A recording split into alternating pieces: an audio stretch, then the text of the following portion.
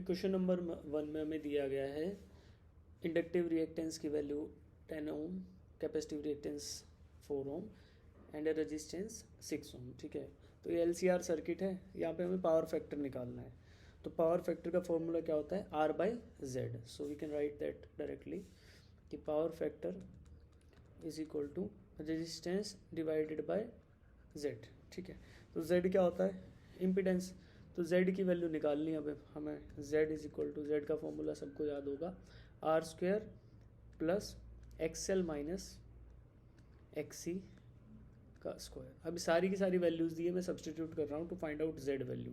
Z is equal to √10², R की value 6 दे रखी है, सॉरी, तो 6²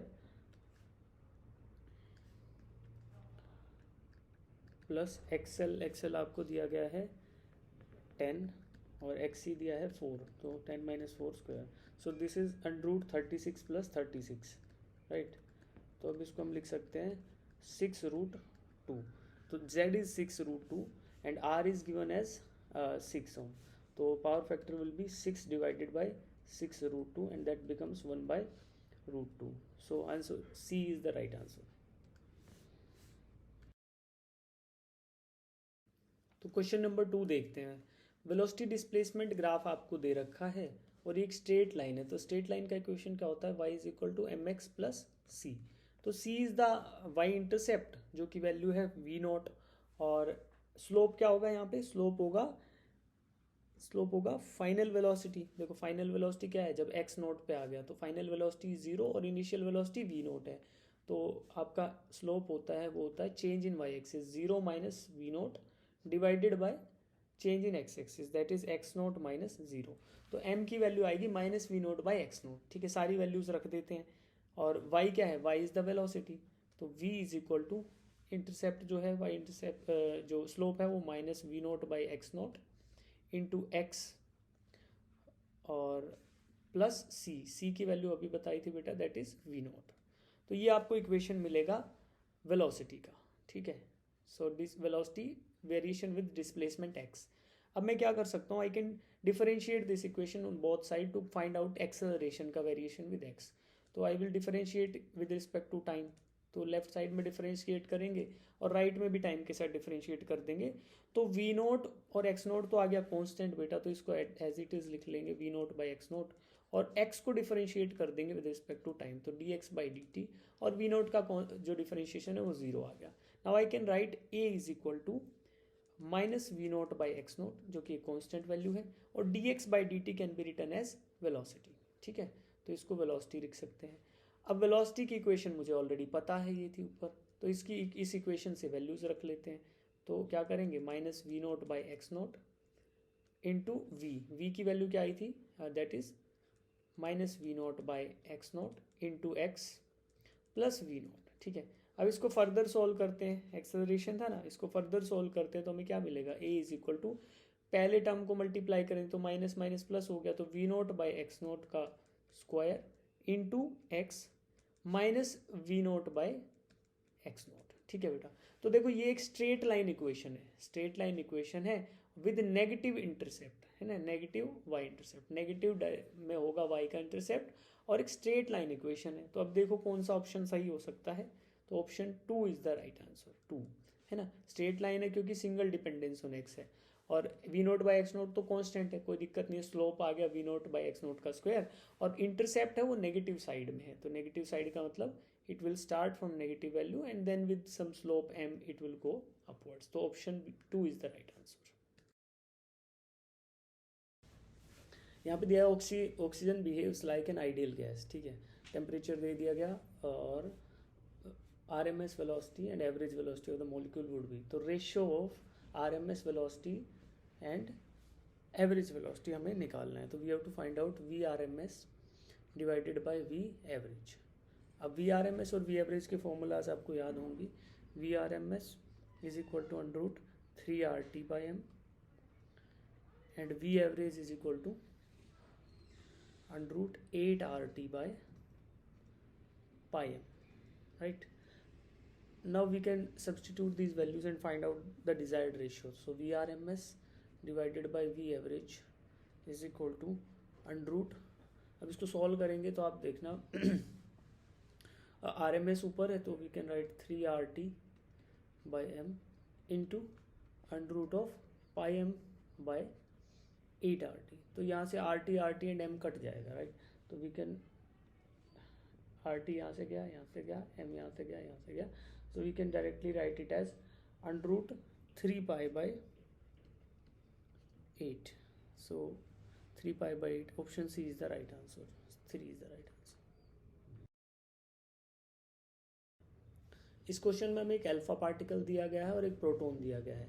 अल्फा पार्टिकल और प्रोटॉन की काइनेटिक एनर्जीज दे दी गई हैं और radius of their trajectories when they enter a magnetic field ये दिया हुआ है। तो द गिवन डेटा इज कि radius of proton and radius of alpha particle का रेशियो दिया है 2/1। अब रेडियस क्या होता है, रेडियस ऑफ ट्राजेक्टरी क्या होगा, जब भी कोई पार्टिकल, चार्ज पार्टिकल मूव करेगा किसी मैग्नेटिक फील्ड में तो उसके अंदर दो फोर्सेस बैलेंस होंगे, एक तो सेंट्रीपिटल फोर्स और दूसरा मैग्नेटिक फोर्स। तो उससे हमें रेडियस का फॉर्मूला मिलता है mv upon q into magnetic field. So this is the formula for radius of. अब इसको हम रिफॉर्मुलेट कर सकते हैं किसके टर्म्स में, काइनेटिक एनर्जी के टर्म्स में। तो यहाँ पे हम करेंगे, जो रिफॉर्मुलेट करते हैं तो फॉर्मूला आता है 2m into kinetic energy. Kinetic energy 2 times of mass into kinetic energy divided by q into B. So this is the formula. अब यहाँ पे हम डायरेक्टली लिख सकते हैं, इसका मतलब ये हुआ कि जब हम ये रेशियो निकालेंगे for proton and for alpha particle, तो हमें जब इसको दो बार लिख लेते हैं फॉर्मूला को, तो क्यू बी कट जाएगा, राइट। और जो चीज़ें बचेंगी हमारे पास, सॉरी क्यू बी नहीं कटेगा, 2 कट जाएगा, राइट, सिर्फ 2 कटेगा। तो इसको रिफॉर्मुलेट करके हम लिख सकते हैं कि it will be like mass of proton, numerator में प्रोटॉन है तो ऊपर प्रोटॉन ही आएगा, into kinetic energy of proton. क्योंकि क्वेश्चन में के पी एंड के अल्फा लिया है तो मैं अब के ही नहीं लिख रहा, अब मैं के पी लिख देता हूँ इसको। और अंडर रूट में अल्फा पार्टिकल्स की mass of alpha particle and kinetic energy of alpha particle times charge on alpha particle, so Q on alpha divided by Q on proton, ठीक है। अब वैल्यूज़ हमें इसमें सब्सटीट्यूट कर देनी है, जो भी हमें वैल्यूज़ पता है। सो हमें चार्ज ऑन अल्फा पार्टिकल पता है +2 होता है और चार्ज ऑन प्रोटॉन 1 होता है, और आर पी और आर अल्फा की हमें वैल्यू दे रखी है। Implies we can write 2/1 is equal to under root MP by MP KP divided by M alpha K alpha into 2/1, ठीक है, हमें ये पता है। अब हम लिख सकते हैं यहाँ पे KP बाई के अल्फा की हमें वैल्यू निकालनी है, ठीक है। तो इसका मतलब हुआ ये दोनों वैल्यूज कट जाएंगी, तो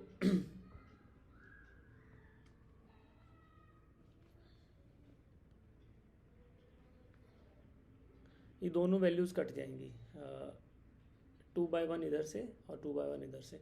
तो हमें पता चलेगा कि MP KP by M alpha K alpha ये हमारा है 1 के बराबर, क्यों, दोनों साइड स्क्वायर कर देंगे, ठीक है। अब MP KP is equal to M alpha K alpha. तो अब मुझे मास ऑफ प्रोटॉन पता है 1 होगा और मास ऑफ अल्फा होगा 4 times of mass of proton. तो फिर वैल्यूज रख देते हैं, implies 1 into KP divided by 4 into K alpha is equal to 1। तो हमें यहाँ से मिलेगा कि K अल्फा इंटू 4, ऊपर लिख लेते हैं इस वैल्यू को, 4 इंटू के अल्फा इज इक्वल टू के पी, ठीक है। अब रेशियो किसकी निकालनी, के पी बाई के अल्फा, तो के अल्फा को नीचे ले जाएंगे, तो K P by K alpha is equal to 1/4। तो C is the right answer, 3।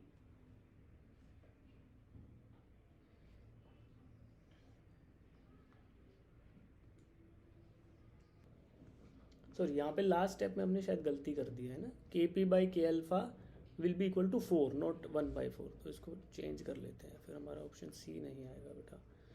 यहाँ पे इधर लास्ट स्टेप में खाली it will be equal to 4, तो option 1 be the right answer, first one is the right answer.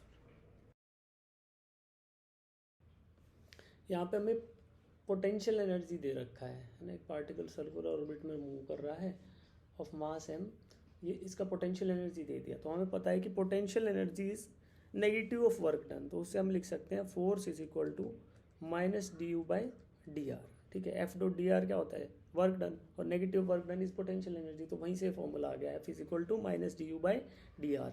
अब potential energy ऊपर दे रखा है, we will differentiate potential energy with respect to R और वैल्यू पुट कर देंगे, तो फोर्स इज इक्वल टू, अब वैल्यू करेंगे तो 1/r है, तो -1/r का क्या आएगा 1/r स्क्वायर और सम कांस्टेंट, तो ऐसे लिख लेंगे k/r स्क्वायर, तो f is equal to k/r square. और फोर्स क्या होता है सर्कुलर ऑर्बिट में, सेंट्रीपिटल फोर्स, तो mv²/r is equal to k/r square. ठीक, तो यहाँ से हम लिख सकते हैं v, वेलोसिटी जो v है वो v is directly, v² is directly proportional to 1/r, ये r से r कट जाएगा ना, तो ऐसे। और फिर अगर इसको इम्प्लाइज मतलब v is directly proportional to 1/√r, तो यहाँ से हमें पता चलेगा कि it is going to be a parabolic path. तो पैराबोलिक पाथ कौन सा है बेटा इनमें से, ओनली 2, तो 2 is the right answer for this question. इस क्वेश्चन में आपको सर्कुलर आर्क दे रखी है, ठीक है। सर्कुलर आर्क का मोमेंट ऑफ इनर्शिया क्या होता है, I is equal to mr square. यहाँ पे capital M is the mass of the arc and r is the radius, ठीक है। तो अब initially it was a straight wire of mass m and length l, तो फिर अगर इसको सेमी सर्कुलर शेप में बैंड करेंगे तो रेडियस r की वैल्यू क्या आएगी l/पाई, ठीक है। 2πr होता है आपका कंप्लीट सर्कल का सरकमफ्रेंस, और हाफ का क्या होगा 2πr/2, तो πr should be equal to l। तो यहाँ पे रेडियस की वैल्यू आ गई l/पाई, वैल्यू सब्सटीट्यूट कर देंगे, तो r की वैल्यू आप l/पाई रखो, इसका स्क्वायर कर दो, then moment of inertia will be ml²/पाई²। So option 1 is the right answer.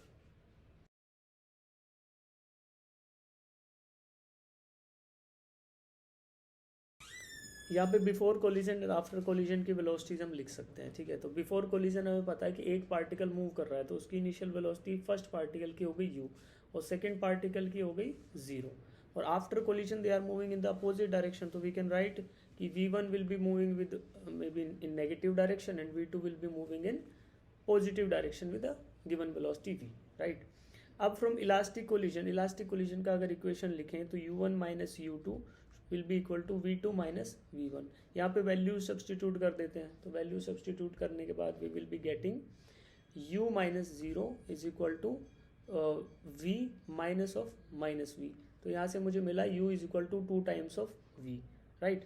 From momentum conservation, अब मोमेंटम भी कंजर्व कर सकते हैं क्योंकि 2 पार्टिकल सिस्टम ही है, इसके अलावा कोई ना मोमेंटम बाहर से आ रहा है ना जा रहा है, तो लिख सकते हैं m1u plus m2 into 0 is equal to m2 into v and plus m1 into minus v, ठीक है। अब इसको सॉल्व करते हैं तो हमें मिलेगा u की वैल्यू लिख सकते हैं 2v, तो right 2v into m1 plus 0 is equal to m2 into v and m1 into v, ठीक है। तो यहाँ से लिख सकते हैं v कॉमन ले लेते हैं इधर और लिख देते हैं m2 माइनस m1, ठीक है बेटा।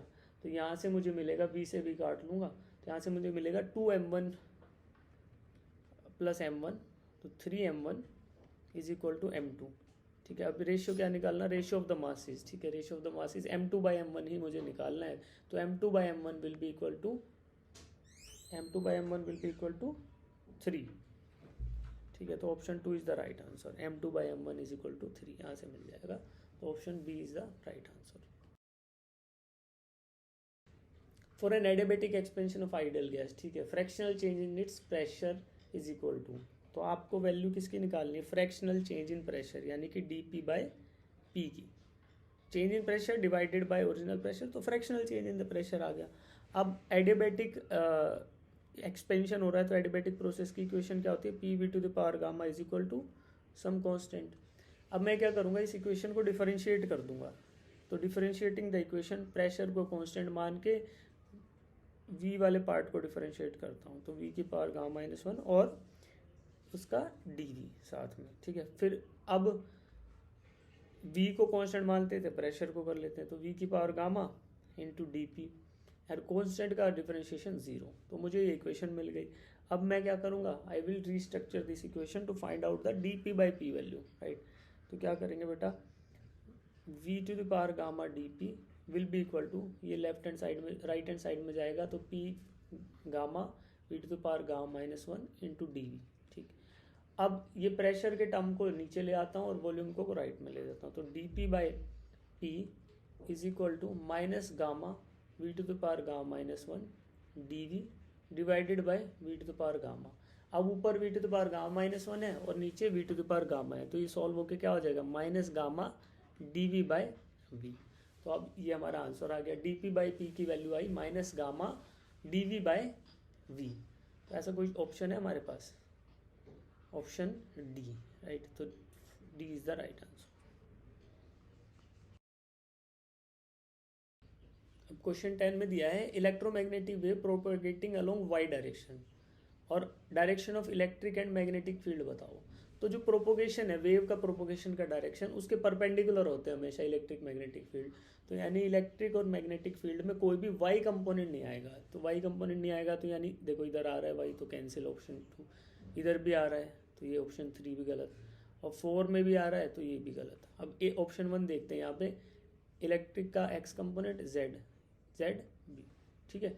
तो अब option 1 is the right answer. मतलब क्या हुआ कि अगर वेव वाई डायरेक्शन में मूव कर रही है तो ये दोनों के दोनों इलेक्ट्रिक एंड मैग्नेटिक फील्ड ये हमेशा एक्स जेड प्लेन में ही लाई करेंगे, ठीक है। तो option 1 is the right answer. यहाँ पर आपको मैग्नीट्यूड ऑफ एरियल वेलोसिटी निकालना है, ठीक है। तो एरियल वेलोसिटी क्या होगा कि गिवन टाइम में कितना एरिया ट्रावर्स कर रहा है planet, right, about the point of rotation. अब यहाँ पे देखो ये ट्राइंगल ले लूँ मैं, अगर ए एस एंड बी को एक ट्राइंगल मान लूँ जिसके अंदर एरिया होगा वो मुझे कैलकुलेट करना, राइट। अब ये जो डी ए है ना, डी ए एलिमेंटल एरिया है तो ट्राइंगल भी एलिमेंटल होगा। तो अगर यहाँ पे देखो एक्स्ट्रा पार्ट आता है तो दिस वी कैन ओमिट, कोई दिक्कत नहीं है, because we are talking about small areas, ठीक है। तो एरिया का अगर ट्राइंगल का एरिया निकालूंगा तो half into breadth into height, तो आपका V D T is the base and height radius, right. तो half into V D T into R, तो ये आपका डी ए हो गया। अब एरियल वेलोसिटी इसका मोमेंट अगर निकालें L is equal to M V into R, तो आपका एम वी क्या होगा, मोमेंटम, और आर क्या होगा, रेडियस। तो एंगुलर मोमेंटम यहाँ से निकाल सकते हैं। रिफॉर्मुलेशन किया तो V R is equal to L by M, V R is equal to L by M. अब यहाँ से ये इक्वेशन को और इस इक्वेशन को कंपेयर करके आप सोल्व करते हो तो D A by D T आपको मिलेगा एल बाई टू एम। तो अब देखो ये D A by D T क्या हो गया, एरियल वेलोसिटी होगी ना, area covered per unit time, तो एरियल वेलोसिटी आ गया एल बाई टू एम। तो L by two M is the option 3।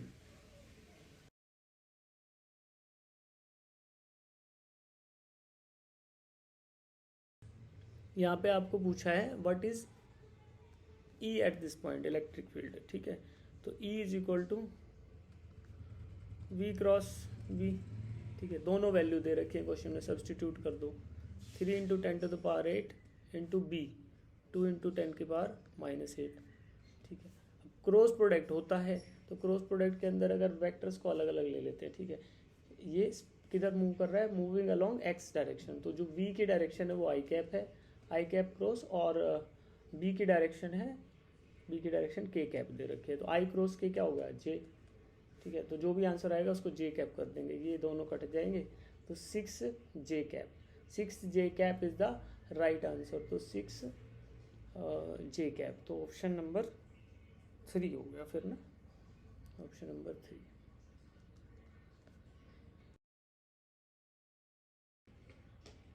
यहाँ पे time period of simple pendulum दे रखा है और मेजरमेंट की वैल्यूज दे रखी है कि 1 mm एक्यूरेसी किस पे आएगी, लेंथ मेजरमेंट में, और टाइम मेजरमेंट में 1 सेकेंड का रेजोल्यूशन है, ठीक।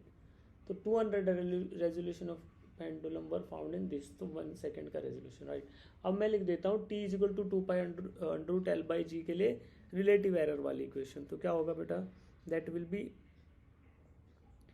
2 डेल्टा टी बाई टी, दोनों साइड स्क्वायर ले लेते हैं। देखो ये 2 कैसे आ रहा है बताऊँ, तो T square is equal to 4 pi square, ये कांस्टेंट है ना, और इंटू एल बाई जी। तो अब हमें रिलेटिव एरर्स की इक्वेशन लिख सकते हैं हम। टी स्क्वायर था तो 2 into delta T by T is equal to length में जो एरर आएगी वो डिग्री 1 पे रहेगी तो delta L by L, and plus G में जो एरर आएगा वो डेल्टा जी बाई जी। अब देखो सबकी वैल्यूज क्वेश्चन में दे रखी हैं क्या, तो error in calculation of G, error in calculation of G आपको फाइंड आउट करना है। तो 2 इंटू टाइम में कितना है 1 सेकेंड और 100 सेकेंड के अंदर 1 सेकेंड का एरर है। लेंथ में कितना है, लेंथ में आपका है 1 mm और नीचे सेंटीमीटर, तो 1/100 आ गया ये भी। और ये जी क्या है, जी का तो आपको निकालना ही है, डेल्टा जी बाई जी में कितना एरर आएगा। अब देखो 2% एरर ये है और 1% एरर ये है, ये दोनों ऐड हो जाएंगे एरर्स, तो आपको the errors in finding out the value of G is equal to 2% plus 1%, तो कितना आएगा बेटा ये, इट विल बी 3%, राइट। तो डेल्टा जी बाई जी की वैल्यू क्या रहेगी यहाँ पे रहेगी 3/100 और फिर इंटू 100 करोगे तो 3% आपको आंसर मिल जाएगा। Option 2 is the right answer. Question number 15 में क्या दिया है, एक रोलर दिया है जो एक स्ट्रिंग से बंधा हुआ है, ठीक है। There is some tension in this string और कुछ यहाँ पे फ्रिक्शनल फोर्स है at the interface of this roller and contact point of this roller and this wedge, ठीक है। और एक mg वेट है डाउनवर्ड एक्ट करेगा, स्वाभाविक सी बात है, mg weight will be in the downward direction. अब इस mg वेट के दो कंपोनेंट होंगे बेटा, एक तो होगा परपेंडिकुलर टू दिस वेज जो कि कोस थीटा कंपोनेंट होगा, देखो इधर जो आएगा that will B cos theta, क्योंकि ये एंगल हमारा जो बीच का है ये थीटा होगा, तो this along the edge will be sine theta component, और दूसरा वाला कोस थीटा जो है परपेंडिकुलर टू द एज, तो एक साइन थीटा कंपोनेंट होगा जो यहाँ लग रहा होगा इसके सेंटर ऑफ मास पे अलोंग द इंक्लाइंड प्लेन या वेज बोल सकते हैं, तो that will be mg sine theta, ठीक है।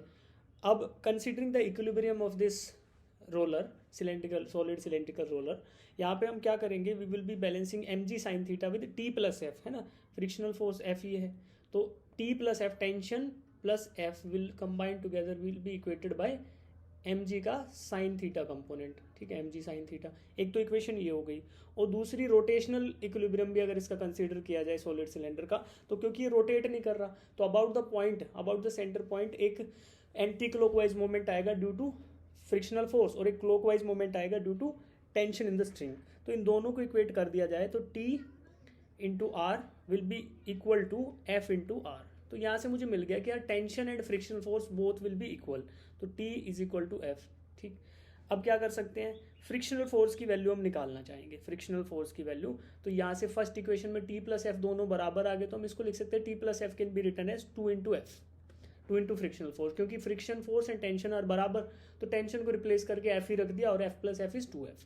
तो अब मैं एफ की वैल्यू निकाल सकता हूँ, F is equal to mg sine theta divided by 2, तो this will be F frictional force, और यही साइन थीटा की अगर इसमें वैल्यू रख दें, साइन 60 डिग्री है ना, थीटा इज 60 डिग्री, तो साइन थीटा इज √3/2, तो हम इसको लिख सकते हैं रूट इक्वेट करके √3/2, 2 इंटू 2 4, तो √3/4 into mg, so frictional force is equal to √3/4 mg, और इसी की वैल्यू अगर लिखें तो ये हमारा आ गया 0.433 इंटू mg, राइट, तो दिस इज एफ। अब एफ मैक्स की बात करते हैं, है ना, हमें कोफिशिएंट ऑफ फ्रिक्शन भी दे रखा है, कोफिशिएंट ऑफ फ्रिक्शन इज 0.4, तो स्टैटिक फ्रिक्शन है क्योंकि हम स्टैटिक इक्विलिब्रियम की बातें कर रहे हैं, तो एफ मैक्स स्टैटिक फ्रिक्शन की maximum value can be mu mg sine theta, नहीं इधर कोस थीटा आएगा, क्यों आएगा, क्योंकि देखो फ्रिक्शनल फोर्स क्या होता है, म्यू इंटू एन, एफ को जनरली क्या लिखते हैं, mu into N, N is normal reaction, और नॉर्मल रिएक्शन इसके साइन थीटा कंपोनेंट जो mg का साइन थीटा कंपोनेंट mg का कोस थीटा कंपोनेंट के अपोजिट डायरेक्शन में लग रहा होगा नॉर्मल रिएक्शन, तो नॉर्मल रिएक्शन इधर लगेगा and that is equal to mg cos theta, और यही कोस थीटा कंपोनेंट की वजह से फ्रिक्शनल फोर्स आएगा, तो F max will be mu into mg cos 60 degree, इसमें वैल्यूज रख देते हैं, that will B 0.2 into mg, ठीक है। अब देखो इक्विलिब्रियम के लिए रिक्वायर्ड है फोर्स ये, but maximum force that can be provided by friction is 0.2 mg, तो हमें क्या बताना है, frictional force acting between the cylinder and inclined plane is maximum value of this, maximum value of what, maximum value of static friction, है ना। तो फिर अब देखते हैं इसमें कौन सी वैल्यू हमारे इसको चीज़ को सेटिस्फाई कर रही है, 0.2 mg का मतलब है mg/5, ठीक है। तो option 2 is the right answer. अब क्वेश्चन नंबर 16 में एक constant power delivering machine has stored a box. एक कांस्टेंट पावर का सोर्स है, वो एक बॉक्स को खींच के ले जा रहा है। Initially box was at rest along the horizontal straight line. अब हॉरिजॉन्टल स्ट्रेट लाइन के अलोंग एक कांस्टेंट पावर से एक बॉक्स को खींचा जा रहा है। तो पावर कांस्टेंट का मतलब होगा कि फोर्स भी कांस्टेंट ही होगा। फोर्स इनटू वेलोसिटी होता है ना पावर, तो दैट विल बी जो पावर कांस्टेंट है। फोर्स वेरिएबल रहेगा, जैसे जैसे वेलोसिटी बढ़ती जाएगी वैसे वैसे फोर्स की वैल्यू डेफिनेटली कम होगी। तो हमें पता है पावर इज इक्वल टू, अब बताना क्या, देखो distance moved by in time T is proportional to. तो डिस्टेंस का टाइम के साथ प्रोपोर्शनलिटी बताना है, यानी एक्स डिस्टेंस मूव किया तो टी की पावर एन, हमें एन बताना है ना। टी की पावर एन क्या होगा ये फाइंड आउट करना है इस क्वेश्चन में। तो डेफिनेटली करते start. P is equal to power is equal to force into F dot V, velocity, ठीक है। अब इसी को लिखा जाए तो ऐसे भी लिख सकते हैं कि it will be equal to force का मैग्नीट्यूड इंटू वेलोसिटी का magnitude into cos theta, dot product है ना, तो कोस थीटा आ गया। अब थीटा क्योंकि जीरो है, क्योंकि पावर भी उसी डायरेक्शन में लग रही है और वेलोसिटी भी एक ही डायरेक्शन है। फोर्स और वेलोसिटी का सेम डायरेक्शन होने की वजह से theta is equal to 0 degree. तो 0 डिग्री होने की वजह से we can write P is equal to F force का मैग्नीट्यूड एंड वेलोसिटी का मैग्नीट्यूड। कोस थीटा जो है वो 1 हो जाएगा हमारा। तो एक इक्वेशन हमें यहाँ पे ये मिल गई है, राइट। तो अब हम क्या कर सकते हैं बच्चे, we can replace this force by force को रिप्लेस कर देते हैं मास इंटू एक्सेलरेशन से। तो mass of the box into acceleration of the box को हम लिख सकते हैं dv बाई dt, और वेलोसिटी को एज इट इज रख दिया। तो f into F is equal to M A और वेलोसिटी एज इट इज, तो p is equal to M V D V by D T. अब हम क्या करेंगे, वी विल इंटीग्रेट, p को इंटीग्रेट कर लेते हैं dt के साथ। तो p dt इसका integration is equal to M V और इसका इंटीग्रेशन डी के हिसाब से। दोनों साइड इंटीग्रेट करने पर फिर हमें क्या मिलता है, कहाँ से कहाँ इंटीग्रेट करेंगे, 0 टू टी, टाइम टी तक की बात हो रही है ना। और यहाँ पे वेलोसिटी का 0 से इनिशियली स्टार्ट करा था रेस्ट से, तो 0 से और किसी वेलोसिटी v तक जा रहा है ये। तो इसको इंटीग्रेशन करेंगे, यहाँ से हमें मिलेगा p into T, lower limit तो 0 हो जाएगी, तो p into T is equal to M V का इंटीग्रेशन v स्क्वायर बाय 2। यहाँ भी लोअर लिमिट v की वैल्यू रखने से 0 हो जाएगा। तो P T is equal to M V square by 2 हमें यहाँ से मिलता है। या we can find out the value of v from here. तो v अगर फाइंड आउट करें, यहाँ से v की वैल्यू फाइंड आउट करें, तो we can write v is equal to under root of 2 P T by M. तो ये हमें v की वैल्यू मिल गई। अब क्या करेंगे, v को रिप्लेस कर दें, लेफ्ट साइड में कर रहा हूँ, v को रिप्लेस करके हम लिख देते हैं dx बाई डी टी, यानी rate of change of displacement with respect to time can be written as under root of 2 pt by m। अब देखो, क्योंकि हमें x का रिलेशन फाइंड आउट करना है टाइम के साथ, तो हम x के टर्म्स में इस इक्वेशन को फॉर्मुलेट करते जा रहे हैं। अब देखो बेटा क्या करेंगे, dx is equal to under root of 2 pt by m dt, ठीक है। अब दोनों साइड फिर से इंटीग्रेशन, लेफ्ट साइड में हमें x मिल जाएगा और राइट साइड में t मिल जाएगा, ठीक है। अब करते हैं, लेफ्ट साइड में इंटीग्रेशन किया तो x आ जाएगा, और राइट साइड में करोगे तो under root 2 p by M, ये तो कांस्टेंट है बेटा, और t की पावर 1/2 था, तो 1/2 प्लस 1 करोगे तो t की पावर क्या आ जाएगा, t की power 3/2 plus some constant c। तो यहाँ से मुझे मिल गया कि x is directly proportional to t to the power 3/2। तो फिर ऑप्शन है ऐसा, yes, option C is the right answer. 3 number का ऑप्शन जो है वो सही आंसर है, ठीक है। A person is swimming with speed 10 metre per second at an angle 120 degree with the flow, ठीक है, reach is the opposite direction on the other side of the river, the speed of the flow is x meter, ठीक है। अब क्या बोल रहा है कि मान लो इधर फ्लो है, फ्लो ऑफ रिवर जो है x पॉजिटिव x के डायरेक्शन में, ठीक है, और स्पीड ऑफ रिवर को बोल दिया मैंने u बोल दिया, मान लो u is the U R is the river का स्पीड, और वेलोसिटी ऑफ स्विमर है वो इससे 120 डिग्री पे है, तो वेलोसिटी ऑफ स्विमर को बोल दिया यू वी। अब इन दोनों के बीच का एंगल दिया 120 डिग्री, ठीक है बेटा। अब मुझे पूछ रहा है कि what will be the value of velocity of river. तो अब मैं क्या करूँगा, यहाँ से कंस्ट्रक्ट करूँगा राइट एंगल ट्राइंगल, तो मुझे यहाँ पे जो वेलोसिटी मिलेगी, this U R is the velocity of river, ये एंगल फिर क्या हो गया 120 माइनस 90, तो 30 डिग्री आ गया। अब यहाँ से मैं रिलेशन लिख सकता हूँ, क्या लिखूंगा, sine of 30 degree is equal to U R by U S, ठीक है। तो वेलोसिटी ऑफ स्विमर मुझे क्वेश्चन में दे रखी है, तो मुझे यू आर निकालना है, तो that's why we can write U R is equal to 10 into sine of 30 degree. तो साइन 30 कितना होता है 1/2, तो हमें मिलेगा U R is equal to 5 meter per second. तो option D is the right answer. 4th number का जो चॉइस है वो हमारा सही आंसर है। यहाँ पे क्वेश्चन नंबर 18 जो है वो एरर्स का क्वेश्चन है, ठीक है। तो कुछ कुछ वैल्यूज हमें क्वेश्चन में दे रखी हैं, द गिवन वैल्यूज अभी लिख लेते हैं। तो हमें दे रखा है पोटेंशियल V की वैल्यू 5.0 वोल्ट्स, ठीक है। दूसरा दे रखा है हमें length of the conductor is 10.0 centimeter, और डायमीटर दे रखा है D is equal to 5.00 mm, और क्या क्या दे रखा है, और हमें करंट दे रखा है I is equal to 200 ampere. अब देखो इन सब में अनसर्टेनिटी देखते हैं। V जो है पोटेंशियल, उसमें अनसर्टेनिटी कितनी आ सकती है, last decimal can be uncertain, जो ये लास्ट है ये अनसर्टेन हो सकता है। तो अब मैं बोल दूं इसमें अगर एरर की बात करें कि डेल्टा वी की वैल्यू फिर क्या हो सकती है बेटा, देखो last digit can be uncertain, तो डेल्टा वी कैन बी 0.1 है ना। फर्स्ट डेसिमल पे जो वैल्यू है वो अनसर्टेन हो सकती है वाइल मेजरमेंट।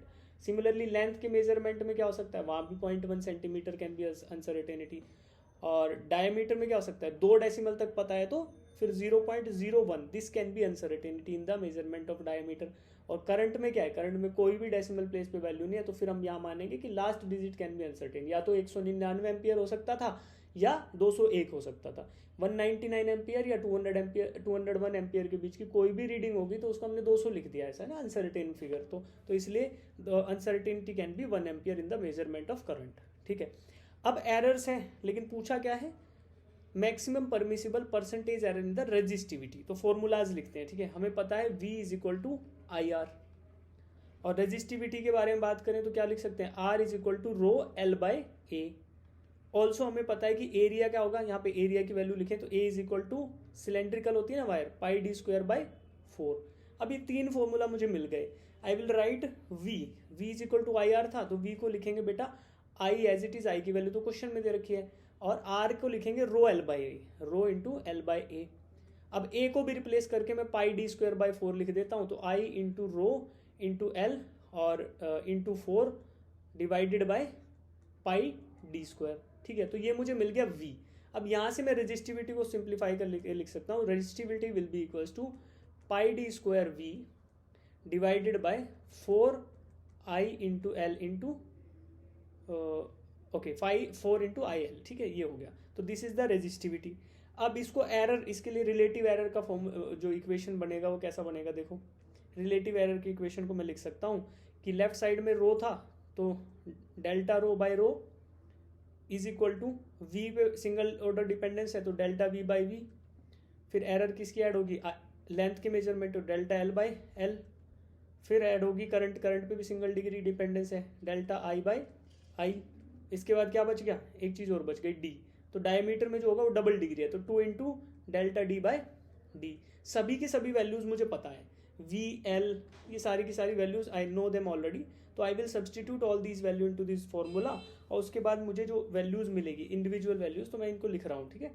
तो delta rho by rho will be equal to, पहले डेल्टा V/V को निकालेंगे तो इट विल बी 0.02, फिर डेल्टा L/L को निकालेंगे इट विल बी 1/200, फिर डेल्टा I/I को निकालेंगे तो 0.1/10 है ना, 10 एम्पियर 10 सेंटीमीटर मेजर करने में 1.1 सेंटीमीटर का एरर है, ठीक है। फिर 2 इंटू डेल्टा D/D, तो ये वैल्यूज रखने के बाद इसको ऐड करोगे, सॉल्व करोगे तो it will be equal to 0.039। अब इसको परसेंटेज में करना हो तो 0.039 को 100 से मल्टीप्लाई कर दो, है ना, तो आपको परसेंटेज रिलेटिव एरर मिल जाएगा and that will be equal to 3.9%। तो option 2 is the right answer. देखो क्वेश्चन नंबर 19 में क्या दिया है, if the angular velocity of earth spin is increase such that the bodies at the equator start to float, ठीक है। Equator पे कोई भी बॉडी फ्लोट करना स्टार्ट कर दे, इसका मतलब क्या हो गया बेटा, फ्लोट का मतलब होगा कि ये ऑब्जेक्ट है कोई, इस पे डाउनवर्ड एक्सेलरेशन होगा, एक्सेलरेशन ड्यू टू ग्रेविटी, और कुछ ऐसा फोर्स लगने लगे जो कि सेंट्रीपिटल फोर्स होगा, वो इन दोनों को इक्वेट कर दे, राइट। तो that force will be equals to, that force को क्या बोलेंगे हम, वो फोर्स हमारा सेंट्रीपिटल फोर्स होगा, ठीक है। तो ये दोनों आपस में बैलेंस आउट कर जाए तो हमारे नेट जी की वैल्यू है वो जीरो हो जानी चाहिए। तो उस नए वाले जी को मैं जी डैश बोल देता हूँ। तो that G dash we have to find out. तो देखो G dash we have to find out, तो जी क्या होगा, पहले तो आपका जी जो रहेगा और उसमें से माइनस होगा क्या, आर ओमेगा स्क्वायर, ठीक है, omega square cos square theta. तो ये हमारा जी डैश की वैल्यू है। यहाँ पे theta at equator, theta at equator क्या होता है, theta at equator is equal to zero. तो फिर हम इसको सिंप्लीफाई करके लिख सकते हैं G minus R omega square, ठीक। ये हमारा नया जी डैश है। और नए जी डैश के बारे में हमें पता है कि फ्लोट हो रहा है, तो net force on the object of mass M is zero. तो जी डैश की वैल्यू डेफिनेटली जीरो आने वाली है। तो हम लिख सकते हैं G is equal to R omega square. अब देखो क्या कर सकते हैं, omega square can be written, omega can be written as, omega का हमें पता है क्या होता है, under root G by R, यहाँ से आ गया, ठीक है, omega under root G by R, इस इक्वेशन को सॉल्व करने से आ गया। अब वी नो दैट कि टाइम पीरियड जो होता है, टाइम पीरियड होता है is equal to 2 pi under root R by G. ये कैसे लिखा, ये हमने लिख दिया, ओमेगा क्या होता है, ओमेगा इज इक्वल टू क्या लिखते हैं, 2 पाई एफ, ठीक है। तो इसका एफ क्या होता है, 1/t। तो यहाँ से नीचे टी आएगा, तो T can be written as 2 pi under root R by G. अब देखो आपको टाइम पीरियड ही निकालना है रोटेशन का, और किसके टर्म्स में निकालना है, आर और जी के। तो आर और जी की वैल्यू क्वेश्चन में दे रखी है। तो यहाँ से क्या करूंगा, 2 पाई अंडर रूट आर को लिख दूंगा 6400 इंटू 10⁻³ मीटर्स में आ गया ऐसे, और जी की वैल्यू क्वेश्चन में दे रखी है 10। तो इसको आप सोल्व करोगे तो you will be getting it as 84 minutes. 84 minutes convert कर लोगे, सेकंड में आंसर आएगा, उसको मिनट्स में कन्वर्ट कर लेना। तो मिनट्स का आंसर है 84 minutes. So the answer is 2। इस क्वेश्चन में क्या दिया है, thin circular ring of mass M. तो पहले दिया एक सर्कुलर रिंग, इसका मास था एम, और रेडियस क्या है, रेडियस कुछ भी रेडियस है, मान लेते हैं इसका रेडियस आर है, ठीक। अब ये रोटेट कर रहा था about the centre of rotation about axis, angular velocity इसकी बेटा ओमेगा है, तो omega is the angular velocity. इसके बाद क्या किया गया, इस रिंग के पेरीफेरी पे डायमेट्रिकली अपोजिट दो पार्टिकल रख दिए गए स्मॉल मास एम के। तो M is the mass of ring और स्मॉल मास एम एक नीचे वाले पार्टिकल का, एक इसका। अब बोल रहा है कि the angular speed of the ring will become, तो डेफिनेटली एंगुलर स्पीड डिक्रीज करेगी, क्योंकि बाहर से कोई एंगुलर मोमेंटम इसमें ट्रांसफर नहीं हो रहा, कोई टॉर्क नहीं लग रहा। तो initial angular momentum will be equal to final angular momentum. तो momentum conservation L is equal to I omega होता है ना। तो यहाँ से हम वी कैन राइट कि मान लो इसका ओमेगा था, नया ओमेगा हो गया ओमेगा डैश, और इसका मोमेंट ऑफ इनर्शिया आई बोल दिया, तो दूसरे वाले केस का moment of inertia I dash बोल दिया। तो हम मोमेंटम कंजर्वेशन से we can write I omega is equal to I dash omega dash. अब देखो सर्कुलर रिंग का मोमेंट ऑफ इनर्शिया क्या होता है जी, एम आर स्क्वायर, ठीक है। कैपिटल आर ले रखा है तो हम इसमें सॉरी स्मॉल ले लेते हैं, तो कंफ्यूजन इधर वाला नहीं होगा फॉर्मूला का। तो स्मॉल आर है, ठीक है, इधर भी स्मॉल आर है, राइट। तो M R square is the moment of inertia of a ring. अब इस केस में क्या होगा, यहाँ पे moment of inertia will become, पहले केस का तो मैं लिख दिया। अब आई डैश क्या होगा बेटा, I dash will be equal to M R square omega dash, ठीक है, एम आर स्क्वायर, अच्छा पहले मोमेंट ऑफ इनर्शिया लिख रहे हैं तो ओमेगा डैश नहीं लिखेंगे, M R square plus moment of inertia of these two particles. तो इसका होगा M R square plus M R square. तो इसको करोगे तो आपको मिलेगा M plus 2m into R square, ठीक है बेटा। अब वही मोमेंटम कंजर्वेशन वाली इक्वेशन में लिख लेते हैं। तो M R square omega is going to be equal to M plus 2m into R square और फिर ओमेगा डैश। तो मुझे ओमेगा डैश ही तो निकालना है, तो omega dash is equal to R square दोनों साइड से कैंसिल आउट हो जाएगा। तो what will be left out is M omega divided by M plus 2m। तो ऐसा कोई ऑप्शन है, देखो option number 2, option number 2 is the right answer. Question number 21 में आपको सिंपल हार्मोनिक मोशन दे रखा है with time period T capital T is equal to 2 seconds. अब पूछ रहा है आप टाइम पीरियड बता दो, है ना, ऐसा टाइम पीरियड टी जो कि 1/a होगा, और इस टाइम पीरियड के ऊपर जो एम्पलीट्यूड होगा वो होगा a/2, ठीक है। तो मैं अब जनरल इक्वेशन लिखता हूँ, तो सिंपल हार्मोनिक मोशन की x is equal to a sine omega T plus 5, है ना। तो ओमेगा टी प्लस 5 होता है, बट फेज डिफरेंस हम 0 ले लेते हैं since we only have to find out time period, ठीक है। तो फेज डिफरेंस तो थ्रू आउट कॉन्स्टेंट ही रहता है, तो उसको अभी हटा देते हैं। अब x की जगह क्या रख देंगे, a/2। तो आपको a/2 एम्पलीट्यूड के ऊपर टी की वैल्यू फाइंड आउट करनी है, तो साइन ओमेगा टी। अब ये टी फाइंड आउट करना है जब एम्पलीट्यूड a/2 होगा। अब ओमेगा को मैं रिप्लेस करके क्या लिख सकता हूँ बेटा, 2π/t। तो omega is equal to 2π/T। तो ये वैल्यू सब्सटीट्यूट करें तो ए से ए कैंसिल आउट कर लेता हूँ, तो 1/2 has to be equal to sine of 2π/T into small T. तो दिस इज द थिंग।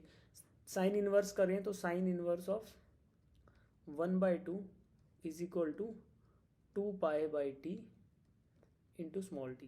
ठीक है, अब π/2 साइन इनवर्स साइन इनवर्स 1/2 क्या होगा, दैट इज 30 डिग्री, यानी π/6 is equal to 2π/T into small T. Pi से पाई कैंसिल आउट कर लें, ठीक है, और तो हमें मिलेगा small T is equal to T/12। ठीक है, और कैपिटल टी की वैल्यू क्वेश्चन में दे रखी है 2 सेकेंड्स, तो 2/12 सेकेंड्स, तो इक्वल्स टू 1/6 सेकेंड्स। तो जो स्मॉल टी की वैल्यू आई मेरी आ गई 1/6। तो इस हिसाब से ए की वैल्यू क्या आई, फिर क्वेश्चन में ए की वैल्यू पूछे तो ए इज इक्वल टू 6। अब यहाँ पे पैरेलल प्लेट कैपेसिटर आपको दे रखा है, area of the plate is given as 100 metre square. तो पैरेलल प्लेट कैपेसिटर में कैपिटल ए की जो वैल्यू होती है that is given as 100 metre square. Separation between the plates D is equal to 10 meters and thickness of dielectric material T लिख लेते हैं इसको, दैट इज 5 मीटर्स। और डाइलेक्ट्रिक कांस्टेंट के की वैल्यू आपको दे दी 10, और एप्साइलन नोट तो हमें पता ही होता है, एप्साइलन नोट की वैल्यू 8.85 इंटू 10⁻⁻12। ठीक है, तो ये आपकी वैल्यूज़ गिवन है। अब कैपेसिटेंस का फॉर्मूला क्या होता है, कैपेसिटेंस होता है एप्साइलन नोट A/D, है ना। लेकिन यहाँ पे कैप पूरा का पूरा D जो है वो फ्री स्पेस नहीं है, तो कितने में D है, D-T एक है, और दूसरा क्या है, T थिकनेस पे डाइलेक्ट्रिक कांस्टेंट की। तो ये फॉर्मूला हम यूज़ करेंगे, C is equal to epsilon naught A/D-T plus T/K। तो इसमें वैल्यूज़ अगर सब्सटीट्यूट करें तो एप्साइलन नोट की value 8.85 into 10⁻⁻12 into area of the plate 100 metre square divided by capital D is separation is 10 minus thickness of dielectric -5 plus 5/K, K की value 10 है। अब इसको सॉल्व करेंगे तो आपको मिलेगा जो आंसर 161 पिको फैराड मिलेगा। ठीक है, तो पहले जिस भी यूनिट में आए उसको कन्वर्ट करना है और फाइनली मिलेगा 161 पिको फैराड। तो x की वैल्यू आपको पूछा है इन पिको फैराड्स, तो x विल बी 161, तो आंसर इज 161। क्वेश्चन नंबर 23 में आपको पूछा हुआ है कि find the percentage error in the volume of a sphere, जिसका रेडियस के अंदर आपको जो एरर्स है वो दिया है, radius has to be 7.5 plus minus 0.85। ठीक है, तो रेडियस के अंदर डेल्टा आर अगर देखें यहाँ पे तो डेल्टा आर इज 0.85 और ट्रू वैल्यू इज 7.50। ठीक है, मीन वैल्यू बोलो या ट्रू वैल्यू, तो 7.50। अब देखो यहाँ पे अगर मैं रिलेटिव एरर निकालूँ रेडियस में तो डेल्टा आर बाई आर आएगा, वो क्या आएगा 0.85 इंटू डिवाइडेड बाई 7.5। और वॉल्यूम ऑफ स्फीयर का फॉर्मूला होता है 4/3 पाई, ये तो कांस्टेंट पार्ट हो गया 4/3 पाई, और आर का क्यूब। ठीक है, स्मॉल आर रख लेते हैं, स्मॉल आर का क्यूब। अब इसका एरर, रिलेटिव एरर्स का फॉर्मूला लिखें तो delta V/V is equal to 4/3 pi तो कांस्टेंट है, और 3 into delta R by R. और इसी को परसेंटेज एरर्स में कन्वर्ट करें तो delta V/V into 100 is equal to 3 into delta R by R into 100। तो आपको जो लेफ्ट साइड है दिस इज परसेंटेज एरर, इसकी वैल्यू निकालनी है, किसके बराबर होगी 3 into delta R by R की वैल्यू अभी निकाली 0.85 डिवाइडेड बाई 7.5 और इंटू 100। तो अब आप इसको सॉल्व करोगे तो आपको मिलेगा 34, यानी कि the answer is 34%। So the answer is 34%। अब क्वेश्चन नंबर 24 में आपको एक टैंक दिया गया है जिसमें कोई लिक्विड भरा है। ठीक है, और लिक्विड के ऊपर यहाँ पे एक पिस्टन लगाया है, पिस्टन के ऊपर 24 किलोग्राम का एक वेट रख दिया गया है और लिक्विड बाहर निकल रहा है पॉइंट बी पे। ठीक है, तो यहाँ पे इसकी वेलोसिटी एट बी आपको निकालना है बेटा। ठीक है, इसको कैसे कर सकते हैं, we can apply Bernoulli's equation between point A and point B. अब इसमें कुछ अजम्पशंस लेंगे तो सिंप्लीफाई हो सकती है बर्नौली इक्वेशन। पहले तो पूरी इक्वेशन लिख लेते हैं, P A plus rho g h at A plus half into rho v at A square, this has to be equal to pressure at B, pressure head at B, ठीक है, प्लस potential head at B, अच्छा h A लिख लेते हैं, height at A and height at B, ये ज़्यादा simplify होगा, plus half into rho into velocity at B का स्क्वायर, ठीक है। अब आपको वी भी निकालना है इससे। अब देखो एजम्पशंस ध्यान से सुनना, मैं बोलता हूँ कि let the height at B is equal to zero, ठीक है बेटा। तो height at B is equal to zero मैंने मान लिया है, और water level is at 40 centimetre, तो फिर 40 सेंटीमीटर ले रहे हैं टोटल वाटर लेवल, तो height at B is going to be equal to 0.4 metres, ठीक। और area of the piston A, जो ये पिस्टन है इसका एरिया, ये एरिया काफ़ी बड़ा है, ठीक है, क्योंकि स्मॉल ओपनिंग दे रखा है बेटा, तो area of the piston is quite large in comparison to this small opening, तो फिर मैं बोल सकता हूँ कि वेलोसिटी एट ए वो लगभग ज़ीरो हो जाएगी, सिमिलर टू ज़ीरो। तो अब इन एजम्पशंस के बीच में मैं 2-3 टर्म्स को इसमें से काट सकता हूँ, ठीक है। तो since H B is equal to zero, तो ये potential head at B is zero, और velocity of the piston at A is लगभग ज़ीरो, तो ये अपन ये सेकेंड टर्म ये टर्म काट सकते हैं। तो अब जो बच गई टर्म्स उनमें वैल्यूज रखते हैं। प्रेशर एट ए क्या होगा बेटा, एक तो ऊपर से लगने वाला एटमॉस्फेरिक प्रेशर है ना, पी नोट जिसको बोलें, और प्लस में इस वेट की वजह से लगने वाला प्रेशर। तो देखो क्या करूँगा, पी ए को रिप्लेस करके P naught plus pressure due to 24 kilogram का मास जो है वो क्या होगा, फोर्स जो कि mg के बराबर होगा upon area of the piston A, ठीक है। अब area of the piston question में दे रखा है 0.4 मीटर स्क्वायर, ठीक है।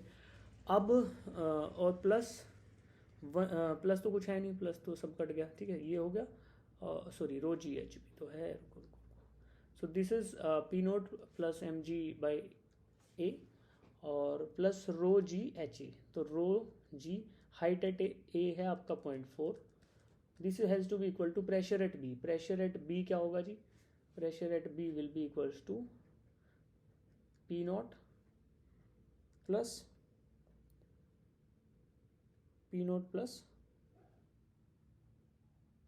अच्छा प्रेशर एट बी तो बाहर से लग रहा है, तो it will only be equals to P naught, और दूसरा क्या होगा प्लस में आपका सेकेंड टर्म जो कि है 1/2 into rho into we B square, ठीक है। अब देखते हैं इनमें क्या क्या वैल्यूज़ गिवन है। मास गिवन है, जी आपको गिवन है 10 ले सकते हो, और area of the piston 0.4 metre square दे रखा है।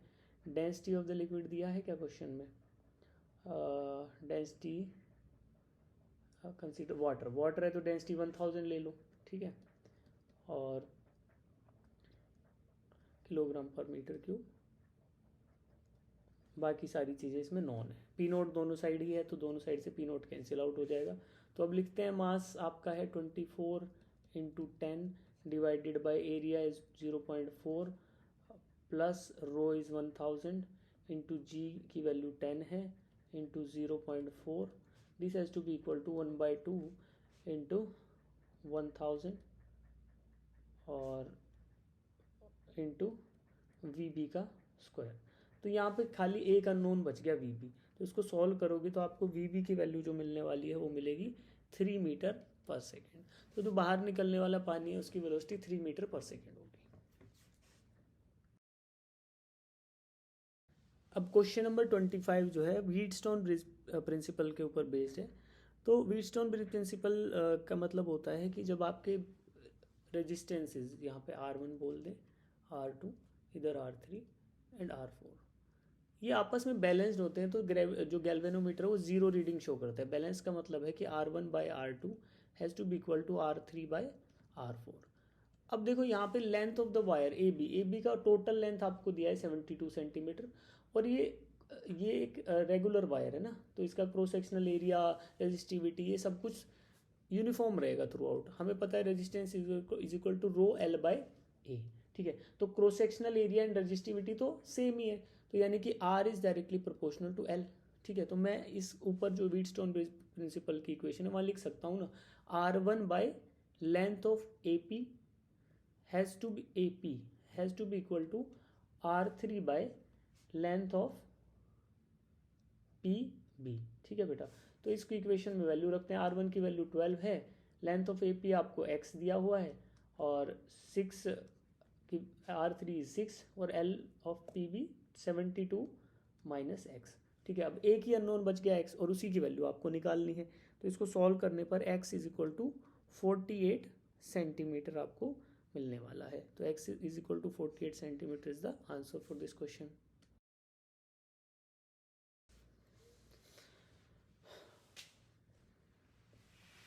देखो यहाँ पे दिया है स्पेसिफिक रेजिस्टेंसेस। स्पेसिफिक रेजिस्टेंस का मतलब है 6 ओम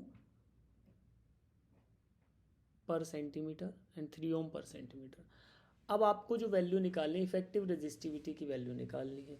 ठीक है, मान लो मैं 1 सेंटीमीटर की 2 वायर लेता हूँ, जिसका एक का 6 ओम पर सेंटीमीटर है और दूसरे का 3 ओम पर सेंटीमीटर है। ठीक है जी, तो इनको कनेक्ट कर लें 1 सेंटीमीटर को, और ये पैरेलल में कनेक्टेड हो जाए तो क्या होगा फिर हमें इफेक्टिव रेजिस्टेंस निकालना हो, मान लो पॉइंट ए बी के बीच में, तो ये 6 ओम है, ये 3 ओम है, तो पैरेलल में होते हैं, तो आर इफेक्टिव क्या आता है जी, R effective is equal to R1 R2 upon R1 plus R2। तो 6 इंटू 3 डिवाइडेड बाई 6 प्लस 3, तो इसकी वैल्यू आपको मिलेगी 18/9। तो 2 ओम होगा एक सेंटीमीटर या 1 सेंटीमीटर वायर का। ठीक है, तो फिर ये रो ओम पर सेंटीमीटर है ना, तो यही हमारा आंसर हो गया फिर per centimetre. 2 is the answer for rho, तो रो इज इक्वल टू 2। ठीक है, तो इस क्वेश्चन में आपको निकालना है voltage drop across 10 ohm resistance. तो पॉइंट ए और ये पॉइंट बी बोल देते हैं, पॉइंट ए बी के बीच में वोल्टेज ड्रॉप निकालना है। तो voltage drop across A B, ये आपको फाइंड आउट करना है। अब मैं इक्विवेलेंट रेजिस्टेंस निकालने लगूँ इस सर्किट डायग्राम का, तो मुझे पता है 50 ohm and 20 ohm are in parallel. तो मैं क्या लिख सकता हूँ, R equivalent is equal to 10 ohm is in series with 50 and 20। तो 50 एंड 20 को करेंगे तो 50 इंटू 20 डिवाइडेड बाई 50 प्लस 20, तो बेटा ये आएगा इक्विवेलेंट रेजिस्टेंस। तो 10 प्लस 50 इंटू 20 आपका हो गया 1000 डिवाइडेड बाई 70। ठीक है जी, तो ये ऐसा हो गया 100/7। इसको करोगे तो ये आपका आएगा 170/7 is the equivalent resistance between across the battery, right. तो अब मुझे एक फॉर्मूला पता है, V is equal to I R, right. तो अब मैं लिखूँ तो voltage supplied by the battery is 170 और करंट मुझे फाइंड आउट करना है, और इक्विवेलेंट रेजिस्टेंस क्या है 170/7। तो यहाँ से मैं 170 उड़ा देता हूँ, तो मुझे करंट मिलेगा I is equal to 7 ampere. ठीक है, तो अब 7 एम्पियर करंट जा रहा है बैटरी से, तो I इज इक्वल टू 7, और ये करंट जब 10 ओम रेजिस्टेंस के थ्रू फ्लो करेगा तो कितना वोल्टेज ड्रॉप करा देगा, voltage drop across A B is equal to I into R. तो I आपका 7 है और रेजिस्टेंस आपका 10 है, तो voltage drop will be 70 volts. तो राइट आंसर इज कि 70 volt will be drop across A B, और बचा हुआ 100 है वो इन दोनों 50 और 2 के पैरेलल कॉम्बिनेशन के थ्रू करेगा। तो right answer is 70 volts. Question number 28 में दिया है infinite number of point charges, ठीक है, ईच ऑफ 1 माइक्रोकूलम। तो Q की जो वैल्यू है वो 1 माइक्रोकूलम दे दी, are placed along y axis at y equals to 1 metre, 2 metre, 4 metre, 8 metre and so on. The total force on 1 coulomb point charge placed at the origin is. Origin पे एक point charge रखा है, ठीक है, यहाँ पे, जिसकी value है 1 कूलम, और इसके बाद infinite number of point charges हैं जिसकी वैल्यू 1 माइक्रोकूलम। अब इन सभी पॉइंट चार्जेस की वजह से 1 कूलम चार्ज पे कितना फोर्स लग रहा होगा, ठीक है, ये फाइंड आउट मुझे करना है। ठीक है, तो कैसे करेंगे देखना, सॉल्यूशन देखना इसका। मुझे Q1 जो ओरिजिन पे रखा है 1 कूलम दे दिया, Q2 जो अलग अलग पॉइंट्स पे रखे हैं उनकी वैल्यू 1 माइक्रोकूलम है। अब मैं फोर्स का फॉर्मूला पता है मुझे, कूलम्बिक फोर्स ऑफ अट्रैक्शन या repulsion between the charges, KQ1 Q2 upon R square होता है। ठीक है, तो बेटा ये तो हो गया 2 पॉइंट चार्जेस के लिए। अब ऐसे ही सभी पॉइंट चार्जेस Q1 KQ1 ये तो सभी के लिए सेम है, तो KQ1 बाहर रख लिया, और Q2 का मैग्नीट्यूड भी सेम है तो बाहर आ जाएगा KQ1 Q2। खाली डिफरेंट जो अलग अलग वैल्यू रहेगी वो R वैल्यू रहेगी, कितना दूरी पे चार्जेस रखे हैं। तो इन सभी चार्जेस के लिए लिखने लगूँ तो इक्वेशन मुझे मिलेगी KQ1 Q2 into 1 plus 1/2 square plus 1/4 square plus 1/8 square and so on. तो अब मुझे पता है सम ऑफ इनफाइनाइट GP क्या होता है, ए अपॉन 1 माइनस आर। यहाँ पे ए की वैल्यू क्या है बेटा, A is equal to 1 first term है, और आर की वैल्यू क्या है 1 बाय, आर की वैल्यू है 1/4। ठीक है, तो इसका वैल्यू यहाँ पे रखता हूँ 1 अपॉन 1 माइनस 1/4। तो इसको सॉल्व करने पे आपको मिलेगा के Q1 Q2 इंटू 4/3। बाकी वैल्यूज रखेंगे, के की वैल्यू क्वेश्चन में दे रखी है 9 इंटू 10⁻9। First charge is 1 coulomb, second is 1 micro coulomb into 4/3। जब सॉल्व करोगे तो force is going to be equal to 12 into 10⁻3 newtons. Question number 29 में दिया है प्रोजेक्टाइल मोशन है, 5 ग्राम मास है। ठीक है, the initial velocity of the particle is, you की वैल्यू जो है 5 × 5√2 मीटर पर सेकेंड। ठीक है, एयर रेजिस्टेंस को नेग्लेक्ट कर दो, कोई दिक्कत नहीं है। Magnitude of change in momentum between the point A and B is, तो चेंज इन मोमेंटम की बात करते हैं। मोमेंटम होता क्या है, मास इनटू वेलोसिटी। ठीक है बेटा, अब देखो चेंज इन मोमेंटम खाली एक डायरेक्शन में आएगा जो कि है वर्टिकल डायरेक्शन। क्यों, क्योंकि ग्रेविटी उसी डायरेक्शन में प्रेजेंट है, और हॉरिजॉन्टल डायरेक्शन में वेलोसिटी कांस्टेंट रहती है, u cos थीटा ही रहती है थ्रू आउट। तो हॉरिजॉन्टल डायरेक्शन में मोमेंटम में कोई चेंज नहीं आएगा। ठीक है, एट पॉइंट ए अगर मैं मोमेंटम की बात करूं तो मोमेंटम एट पॉइंट ए क्या आएगा बेटा, दैट विल बी मास तो कांस्टेंट है, और वेलोसिटी क्या रहेगी एट ए u sin 45 डिग्री। ठीक है जी, और मोमेंटम एट पॉइंट बी की बात करूं तो that will be nothing but downward direction में आ जाएगा, मास इंटू यू की वैल्यू क्या रहेगी, यू डाउनवर्ड में रहेगा तो minus U sine of 45 degree. ठीक है, तो अब डेल्टा पी यानी delta P change in momentum in moving from A to B क्या आएगा बेटा, momentum at A minus momentum at B. Values रख देता हूँ, M you sine 45 degree minus of minus m you sine 45 degree. तो इसको solve करते हैं तो हमें मिलेगा 2 into m into u and sine 45 degree क्या होगा 1/√2। एम और यू की वैल्यू रख देते हैं, 2 इंटू मास कितना दिया है 5 इंटू 10⁻³ किलोग्राम्स इंटू यू की वैल्यू क्या दी है, you is given in the question that is 5√2 into 1/√2। तो अब √2 से √2 कट जाएगा, तो इसको सॉल्व करोगे तो आपको क्या मिलेगा, ये 2 इंटू 5 होके 10⁻² आएगा, तो 5 into 10⁻² kilogram metre per second, ये आपका आ जाएगा मोमेंटम। तो यहाँ पे x की वैल्यू निकालें तो चेंज इन मोमेंटम आ गया ये, तो x की वैल्यू क्या है, x इज इक्वल टू 5। तो क्वेश्चन नंबर 30 बेहद आसान है ना, क्या दिया है, ball of mass 4 kilogram moving is the velocity of 10 metre per second collides with spring of length, तो natural length of spring is 8 metres. ठीक है, बॉल के लिए मास ऑफ बॉल आपको दे दिया। ठीक है, एंड द फोर्स कांस्टेंट यानी कि स्टिफनेस आपका दिया है 100 न्यूटन फोर्स रिक्वायर होगा 1 मीटर कंप्रेशन के लिए। The length of the compressed spring is x, compressed spring की लेंथ आपकी x है। ठीक है, और द वैल्यू ऑफ x आपको फाइंड आउट करना है। अब देखो, जब ये बॉल है और एक नेचुरल लेंथ का स्प्रिंग है, जब ये बॉल इस स्प्रिंग से टकराएगी, जब यहाँ पे टकराएगी तो क्या करेगी, kinetic energy of the ball is being converted into potential energy of the spring. तो kinetic energy of the ball कितनी होती है बेटा, हाफ mv², और यही कन्वर्ट होगी किसमें, हाफ k, और कंप्रेशन को वालों में बोल देता हूँ c², c is the compression in the spring, तो change in length of the spring is c। ठीक है, अब ये दोनों को इक्वेट किया जाए तो हाफ इंटू मास आपका क्या है 4 है, इंटू वेलोसिटी इज 10 का square, this is going to be converted into half into k value आपको 100 दे रखी है, और c²। तो यहाँ से मुझे compression in the spring c जो मिलेगा that is going to be equal to, इसको देखो काट लेते हैं, ये इधर से उड़ गया, हाफ से उड़ गया, और तो c is equal to 2 metres. तो c कंप्रेशन 2 मीटर का, नेचुरल लेंथ 8 मीटर थी, तो लेंथ आफ्टर कंप्रेशन जो कि x है वो क्या आएगा l माइनस सी, तो क्या आएगा 8 minus 2 and that is going to be 6 metres. तो x की वैल्यू यहाँ पे बेटा 6 आएगी, तो 6 is the right answer for this question.